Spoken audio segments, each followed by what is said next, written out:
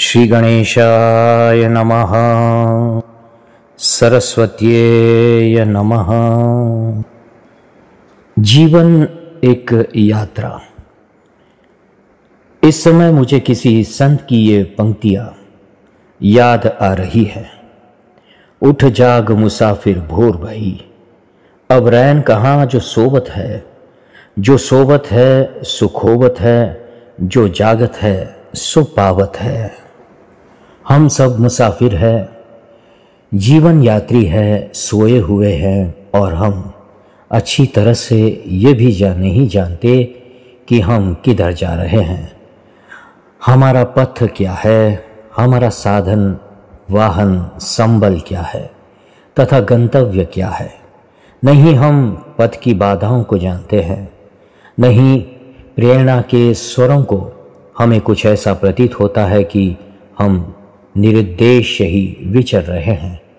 इस स्थिति को उपनिषद के शब्दों में यूँ कह सकते हैं, अंधे नैव नियमाना यथांधाः, यानी कि अंधों के द्वारा ले जाए गए अंधों की दौड़।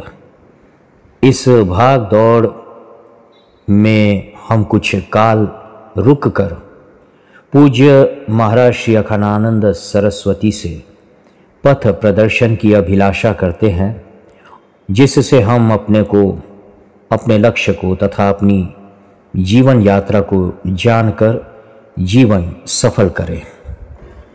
महाराज श्री कहते हैं, प्रकृति में जिसका जन्म हुआ है वह कभी स्थिर नहीं रह सकता।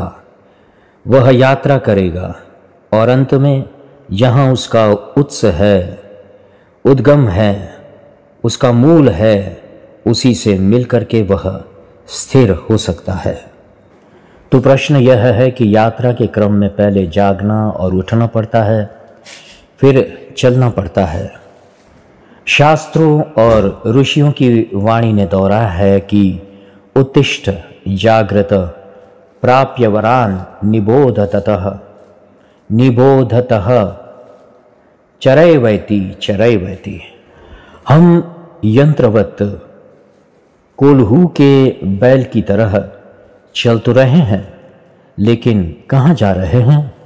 जागृत है अथवा हमारी आंखों पर पट्टियां बांधी है, कुछ भी पता नहीं है।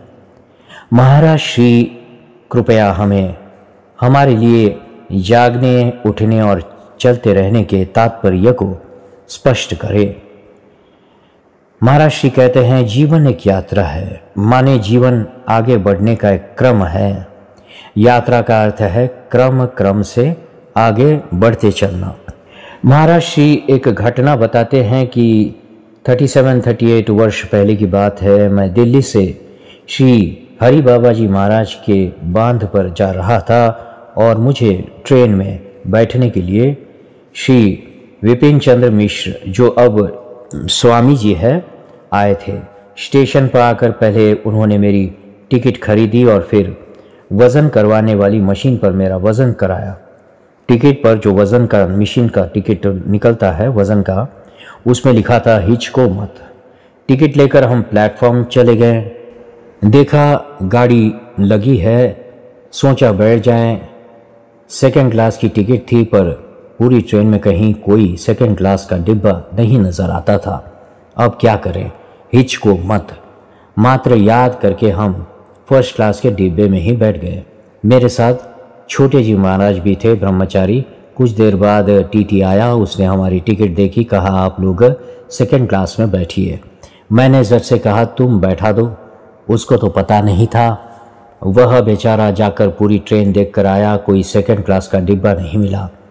मिलता कहाँ से, था ही नहीं। हार कर लौट आया और उसी फर्स्ट क्लास के डिब्बे पर उसने खिड़कियाँ से सेकंड क्लास लिख दिया और वही डब्बा सेकंड क्लास का बन गया। जब दूसरा स्टेशन आया और गाड़ी रुकी, तब छोटे जी मेरे लिए कुएं का पानी लेकर आए, पर उनके लौटने के पहले ही ट्रेन चल पड़ी। मुझे फिर याद आ गया हिचको मत, और मैंने झट से जंजीर खींच दी। गाड़ी खड़ी हो गई और छोटे जी दौड़कर डिब्बे में आ गए। गार्ड ने आकर हमारे टिकट ले लिए और अलीगढ़ पहुंचने पर फिर स्वयं आया और टिकट दे गया, कुछ बोला नहीं। अलीगढ़ में हमने ट्रेन बदली की और दूसरी ट्रेन से हम बबराला स्टेशन पहुंच गए। यहीं से बांध के लिए जाना था। शाम हो चुकी थी, लेने भी कोई नहीं आया था। 9 मील लंबा रास्ता था और सवारी कोई मिलती नहीं थी। अब क्या हो? मैंने छोटे जी से कहा, छोटे जी हिचको मत, थोड़ा सामान तुम उठाओ और थोड़ा मैं उठा जाए, चलता हूँ। चल पड़े। आगे बढ़े तो देखा उस गांव के ठाकुर जी साहब की गाड़ी जो किसी काम के लिए आई थी, संयोगवश उसी समय वापस जा रही थी। उसमें 2 स्त्रियां बैठी थी। हमें पैदल चलते देखकर वे उतर कर खड़ी हो गई और प्रणाम करके बोली, स्वामी जी आप लोग गाड़ी में बैठ जाइए। मैंने कहा, हम गाड़ी में नहीं बैठेंगे, हमारा सामान तुम गाड़ी में रख लो, इस तरह हिचको मत। सामान की समस्या हल हो गई।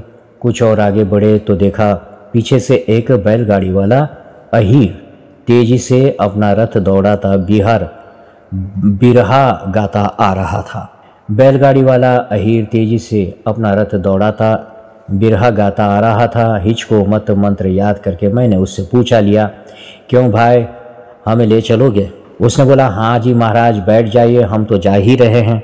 बैठ गए। फिर भी बांध पहुंचते पहुंचते रात के 12 बज गए। सब लोग सो चुके थे। अब क्या करें? अब सीधे वहां चले गए जहां हमारे ठहरने का इंतजाम कर दिया गया था। हमें पहले ही कह दिया गया था कि अमुक स्थान पर श्री हरि बाबा जी महाराज ने हमारे लिए नई कुटिया बनवाई है। देखा तो कुटिया में ताला है। हिचको मत मंत्र याद करके मैंने ताले को पकड़कर जरा जोर से खींचा कि ताला खुल गया। हम अंदर चले गए और मेज से अपनी दरी चादर जो भी थी बिछाकर सो गए। तो यात्रा का यह प्रसंग मैंने आपको इसलिए सुनाया कि हमने हिचकते नहीं, बिना हिचकते आगे बढ़ना चाहिए और खूब उत्साह से जीवन यात्रा करनी चाहिए। यह जो हम लोग अपने जीवन में बहुत दुविधा रखते हैं, हर बात में दुविधा, यह जीवन यात्रा की उत्तम विधा नहीं है। इसमें पहली बात ध्यान देने की यह है कि आदमी को निकम्मा बिल्कुल नहीं होना चाहिए। एक बार काका कालेरकर से पूछा लिया गया था कि आपके दीर्घ जीवन का रहस्य क्या है। काका कालेरकर ने कहा, यात्रा। मैं हमेशा चलता रहता हूँ, हर क्षण आगे बढ़ता रहता हूँ, दिन में आगे बढ़ता हूँ, रात में आगे बढ़ता हूँ, चलता ही रहता हूँ। फिर पूछा कि क्या हुआ इससे? वे बोले कि मृत्यु मेरा पीछा करते आती थी। तो काका ने कहा कि मिलेंगे और उन्हें अपने ग्रास बनाऊंगी, ऐसा कहती थी मृत्यु। पर तब तक मैं आगे बढ़ जाता हूँ और वह निराश लौट जाती है। तो मेरे जीवन का सिद्धांत है चरैवैती, आगे बढ़ो, बढ़ते ही चलो, चलते ही चलो। तो मनुष्य को निरंतर अपने जीवन में आगे बढ़ने का प्रयास करना चाहिए। देखो गंगा जी है, गंगा जी का नाम लेने से पवित्रता प्राप्त होती है। भगवान के चरणारविंद से निकली और ब्रह्मा जी के कमंडलों में आई, वहाँ से निकली तो शंकर जी के सिर पर आई, फिर हिमालय की चोटी पर आई और फिर वहाँ से उतरकर रण समभूमि हरिद्वार में आई और फिर प्रयाग, काशी, गंगा सागर सब जगह होते हुए क्षीर सागर शाही भगवान के चरणों में ही जाकर विलीन हो गई।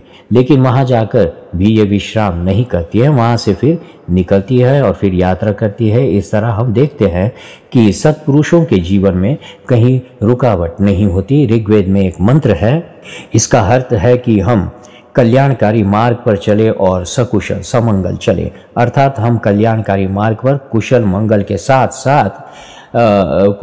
को साथ साथ लिए चले। स्वस्ति यथा स्यात् तथा चरेम, जहाँ चले वहाँ कल्याण, जहाँ चले वहाँ मंगल। और कहो कि कैसे चले? तो सूर्य चंद्रमा साविव्य, जैसे आकाश में सूर्य और चंद्रमा चलते हैं, ये कहीं रुकते नहीं, चलते ही रहते हैं। यह जो लोग कहते हैं कि सूर्य स्थिर है, पृथ्वी चलती है, उन्हें जगत का रहस्य ज्ञात नहीं है। ठीक है, पृथ्वी चलती है, परंतु वह अपने उपग्रहों को, चंद्रमा को लेकर चलती है। चंद्रमा बृहस्पति को लेकर चलता है और सूर्य भी चलता है। वह चंद्रमा बृहस्पति सहित पृथ्वी को लेकर ध्रुव की परिक्रमा करते हुए चलता है और ध्रुव महाध्रुव की परिक्रमा करते हुए चलता है। माने प्रकृति में जिसका जन्म हुआ है वह कभी स्थिर नहीं रह सकता, वह यात्रा करेगा और अंत में अपने उद्गम, अपने मूल से मिलकर ही स्थिर होगा। तो जैसे सूर्य ताप और प्रकाश तथा चंद्रमा आह्लाद और प्रकाश देते हुए निरंतर आकाश मार्ग में विचरण करते रहते हैं, यात्रा करते रहते हैं, वैसे ही हमें भी निरंतर कुछ न कुछ देते हुए करते हुए अपनी जीवन यात्रा चालू रखनी चाहिए। इस तरह से प्रत्येक वस्तु की यात्रा कहीं न कहीं से प्रारंभ होती है। यह पृथ्वी भी पहले जल के भीतर छिपी हुई थी, धीरे धीरे वह गाढ़ होने लगी, जमने लगी, और जब जमने लगी तब इसमें से हरे हरे शौक पैदा हुए और फिर पेड़ पौधे हुए, फिर प्राणी हुए, पशु पक्षी हुए, मनुष्य हुए। विज्ञान की बात तो मैं नहीं जानता, पर वैदिक ग्रंथों में पृथ्वी की यात्रा का यही क्रम बताया हुआ है।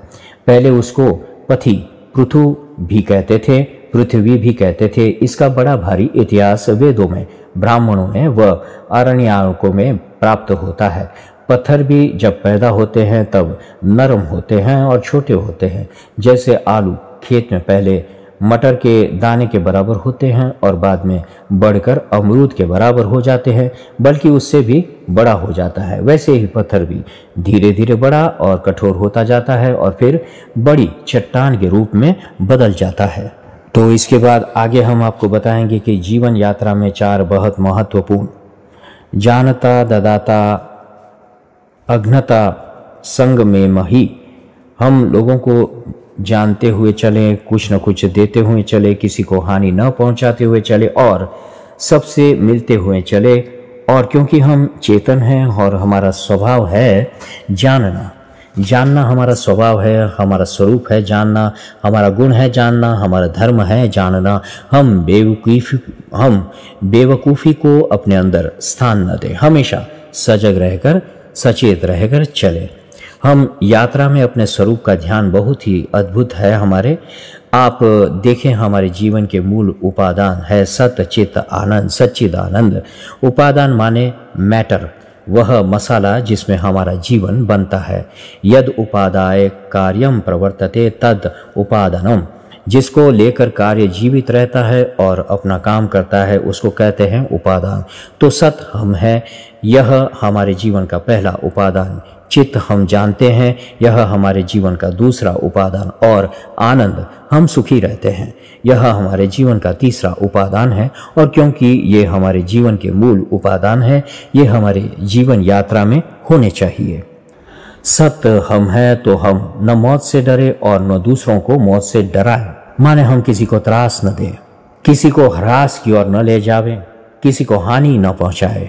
सबके विकास में हमारा योग होना चाहिए। हमारे जीवन से पेड़ पौधों का विकास हो, पशु पक्षी का विकास हो, मनुष्य का विकास हो, बल्कि यूं कह सकते हैं कि संपूर्ण जाति, प्रांत, संप्रदाय, राष्ट्र व विश्व की मानवता के विकास में हम अपना योग दें। और इसके लिए जो भी आवश्यक है, भोजन के लिए अन्न, पीने के लिए पानी, पहनने के लिए वस्त्र, रोग निवृत्ति के लिए औषधि आदि की प्राप्ति के लिए सतत प्रयत्नशील रहे। हम भी जिएं और लोगों को भी जिलाते चले। जीवन वही है जो केवल अपने लिए नहीं होता, अपने साथ सबको लेकर आगे बढ़ने के लिए होता है, और उसमें छोटा और बड़ा वह विभाग नहीं होता। तो हमारे होने के 2 परिणाम हैं, 2 नतीजे निकलने चाहिए। एक, हम मरने के डर से कहीं अपने मार्ग से विचलित न हो जाएं, और दूसरा, किसी को मारने के डर दिखाकर उसको मार्ग से विचलित न करें। न मौत के लिए डरे, न मौत से डराए। ऐसे सोचे, अजर अमरवत प्रज्ञा विद्यामर्थम च चिंतयेत। मैं अजर हूँ, अमर हूँ, ऐसा सोचते हुए उत्तम से उत्तम कर्म करने का संकल्प और उत्तम से उत्तम वस्तु बनाने का ध्यान अपने जीवन में रखें। जितने उत्तम निर्माण का संकल्प आपके जीवन में होगा, उतनी ही आपकी आयु बढ़ेगी और उतनी ही जीवन यात्रा सफल भी होगी।